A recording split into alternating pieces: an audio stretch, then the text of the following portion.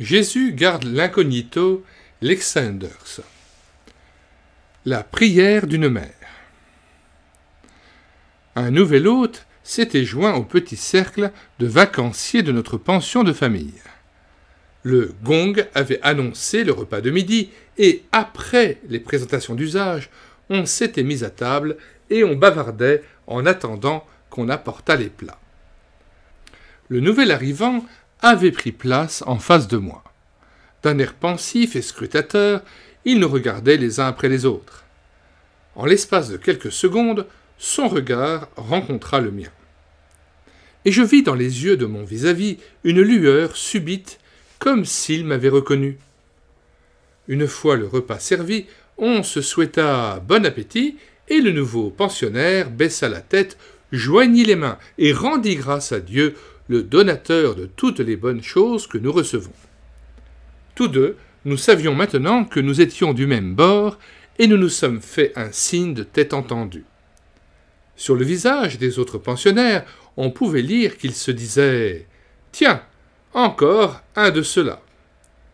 Bientôt, cependant, toute trace d'antipathie à l'égard de notre nouveau compagnon avait disparu. Grâce à son calme et à son amabilité, il sut gagner tous les cœurs et devint l'animateur de notre petit cercle. Lui et moi, nous n'avons pas eu à faire de grands discours. Le lendemain matin, nous nous sommes rencontrés alors que nous sortions tous deux du jardin, notre Bible sous le bras. Nous nous sommes regardés d'un air rayonnant, comme des enfants, et presque en même temps, nous nous sommes écriés « Je le pensais bien ». Le matin suivant, nous avons pris ensemble le sentier qui montait au sommet. Au fond de la vallée, le brouillard matinal s'étalait encore sur les toits. Des gouttes de rosée scintillaient comme des diamants dans l'herbe.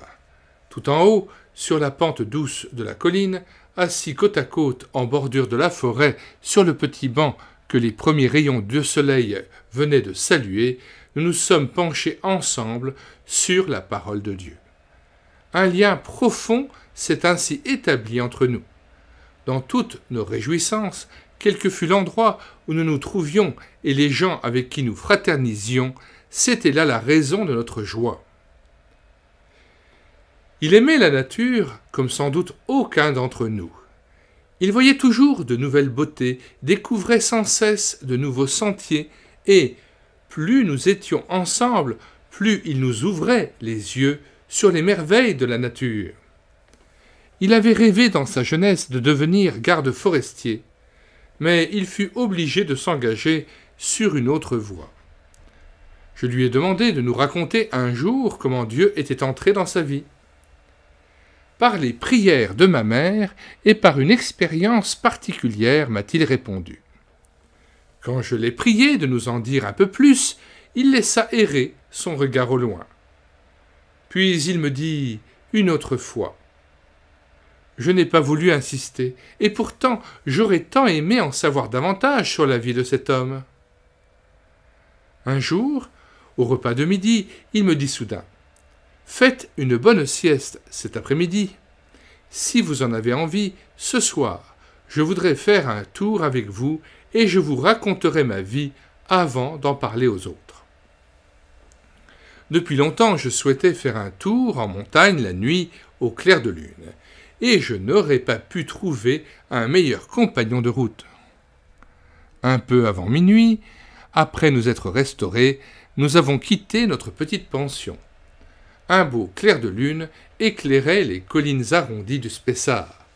Les cris du gibier en rut résonnaient dans la chaude nuit d'été. Nous devenions de plus en plus silencieux, car la nuit claire nous parlait et nous révélait sa beauté féerique. Nous avons marché loin, très loin, d'une colline à l'autre, traversant tantôt la lande déserte, inondée par la lumière blafarde de la lune, tantôt la forêt endormie. Soudain, nous nous sommes trouvés à la lisière d'une grande clairière de laquelle s'exhalait une senteur délicieuse. C'était comme dans un conte, un havre de beauté et de paix. Sans mot dire, mon compagnon mit le doigt sur ses lèvres pour me faire signe de ne pas troubler ce merveilleux silence par un cri d'étonnement ou de joie. Silencieusement, nous avons grimpé sur un affût où, accroupis, nous avons écouté les sons de la nuit. Notre attente fut récompensée. De légers craquements nous parvinrent du sous-bois. Un cerf sortit majestueusement des fourrés de la forêt. Une biche le suivit, puis une autre et encore une autre. La lune éclairait cet endroit retiré de sa lumière argentée. Il y avait maintenant toute une harde de cerfs. L'œil et l'oreille au guet, ils broutaient dans la clairière, jusqu'au moment où un bruit provenant de la forêt mit subitement fin à ce charmant spectacle et leur fit prendre la fuite. Accroupis sur l'affût, nous étions encore comme fascinés par le spectacle qui s'était déroulé à nos pieds lorsque mon compagnon rompit le silence et dit « C'est par une nuit comme celle-ci que Dieu est venu à ma rencontre et est entré dans ma vie. Mon père était directeur d'une mine et je devais lui succéder. Mais je ne le voulais pas.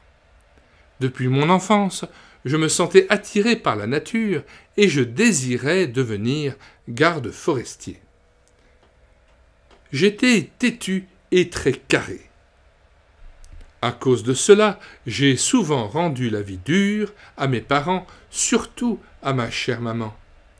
Pourtant, elle l'aimait, son garçon, et elle priait pour lui, son enfant unique, demandant à Dieu de l'arracher à ce monde de péché et de convoitise. Mais je ne voulais pas. Je trouvais les réunions où l'on m'emmenait trop étriquées pour mon esprit qui aspirait à quelque chose de plus large, de plus élevé. Je commençais aussi à aimer le monde et le péché. Lorsque ma conscience m'accusait et que j'étais troublé intérieurement, je partais pour ne pas rencontrer le regard triste de ma mère. Je retrouvais le calme et la paix dans la solitude, dans le silence de la forêt. Je m'étais beaucoup éloigné du Dieu de mon enfance. Tout ce qui me restait, c'était un grand vide intérieur, jusqu'au moment où Dieu eut pitié de moi et vint à ma rencontre. Après avoir passé une bonne partie de la nuit en ville, à danser et à boire avec des camarades, je rentrai chez moi après minuit.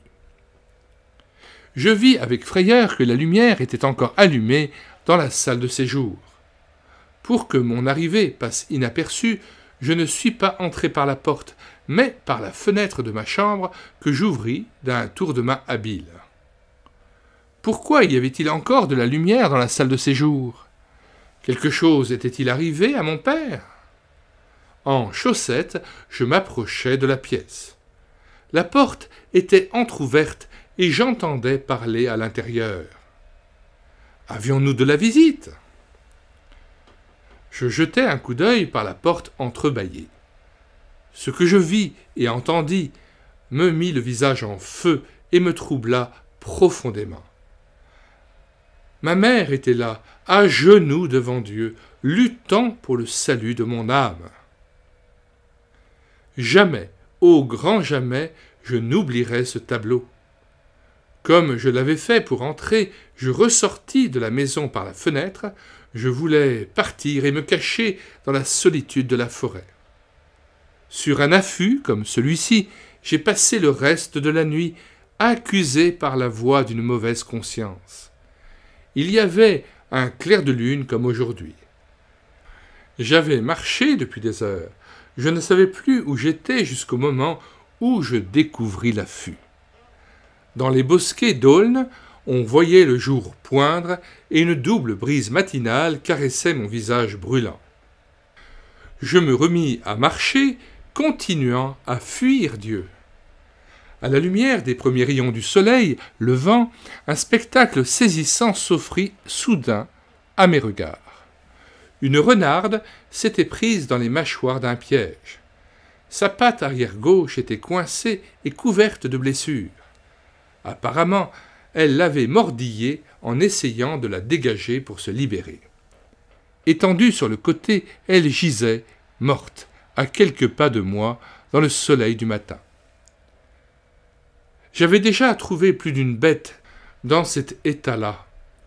Mais ce qui me stupéfait ce jour-là, c'était de voir 4 jeunes renards, étroitement serrés les uns contre les autres, couchés près de leur mère et morts comme elle. Sans doute avaient-ils remarqué son absence, et, poussés par la faim, ils étaient sortis à sa recherche et l'avaient trouvée dans son piège. Il m'a semblé qu'elle les avait encore nourris avant de mourir. En tout cas, sa tête était tournée vers ses petits. Elle a aussi dû les lécher et lisser leur fourrure, et ensuite les couvrir soigneusement de sa queue touffue. On aurait dit, d'après sa position, qu'une fois son devoir accompli, elle s'était étirée avec le sentiment agréable qu'elle avait assuré l'avenir de ses petits. Une paix profonde se dégageait de ce tableau de l'amour maternel dont les traits avaient été fixés et figés par la mort. Je restai cloué sur place, et mes pensées s'envolèrent à la maison, vers ma mère qui priait pour moi. À mes pieds était couchée la renarde avec ses petits, une image touchante de ce dont l'amour d'une mère est capable.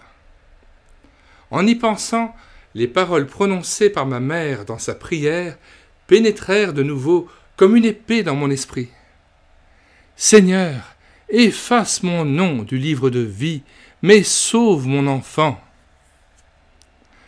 Je ne pus faire autrement que de me jeter à genoux à côté de la renarde morte et de ses petits et de livrer ma vie à Dieu pour le meilleur et pour le pire. J'ai eu la certitude du pardon de mes péchés, et soudain mon cœur fut rempli de paix et de joie. C'est de cette façon que Dieu est venu à ma rencontre. J'ai cherché un creux dans le sol de la forêt, et là j'ai déposé la renarde avec ses petits. Puis j'ai raclé de la terre sur eux, et j'ai couvert le tertre de mousse et de branches. Ensuite, j'ai couru à la maison, et je me suis jeté dans les bras de ma mère. Le jour commençait à poindre lorsque nous avons pris le chemin du retour. Au début, nous marchions en silence l'un à côté de l'autre. Ce que je venais d'apprendre sur les voies mystérieuses de Dieu m'avait profondément ému. Mais lorsque mon compagnon se mit à chanter dans la fraîcheur du matin, « Comme un fleuve immense est la paix de Dieu », je me suis joint à lui. Nos cœurs étaient pleins de reconnaissance et de louange, et un cantique après l'autre s'éleva vers le ciel. Un bon café chaud et une pile de sandwichs nous ont réconfortés après notre promenade nocturne. Le matin même, une lettre arriva de sa femme et de ses 3 garçons. « Papa, quand vas-tu revenir ? Nous ne pouvons pas être sans toi. » Ce n'était pas étonnant avec un tel père. Le soir, devant notre petite famille de vacanciers, il raconta une seconde fois sa rencontre avec Dieu. Le Seigneur parla à chacun et nous nous sommes séparés en silence. Moi, je l'ai encore remercié de m'avoir fait part de son expérience là-haut, sur l'affût, au clair de lune de cette nuit d'été. Que Dieu bénisse son travail et son témoignage parmi les enfants de mineurs. Vous trouverez le lien gratuit de téléchargement de cet ouvrage dans les commentaires de cette vidéo, ainsi que le lien de téléchargement d'autres ouvrages que nous vous recommandons. Tous les téléchargements se feront à partir du site internet médiathèquechrétienne.fr, site comprenant déjà plus de 1500 ouvrages chrétiens épuisés et non réédités, comme l'était cet ouvrage dont nous avons assuré la réédition numérique gratuite. Alors n'hésitez plus, vous écrivez sur la barre de recherche Google médiathèquechrétienne.fr, tout attaché d'un seul tenant et sans accent, puis vous cliquez sur « Livre à télécharger » une fois arrivé sur le site. Ensuite, vous faites une recherche par ordre alphabétique d'auteur. Et une fois trouvé l'ouvrage et l'auteur, vous cliquez sur « Lire, écouter, télécharger », Et enfin, vous cliquez sur « Télécharger le PDF » et l'ouvrage est à vous, disponible sous sa forme de book. Nous avons réédité 3 autres ouvrages de Lexa Anders, dont nous vous mettons le lien aussi dans les commentaires de cette vidéo. Nous avons assuré en audiobook 2 de ces ouvrages, à savoir La femme du bon Dieu et Noël avec ou sans Jésus. Personnellement, j'apprécie énormément les ouvrages de cette femme exceptionnelle, la fraîcheur de ses propos, l'authenticité de son témoignage et la véracité de son témoignage de Jésus, son amour pour Jésus-Christ, me vont droit au cœur et cela me fait tellement plaisir de lire des audiobooks de Lexa Anders et de vous les communiquer.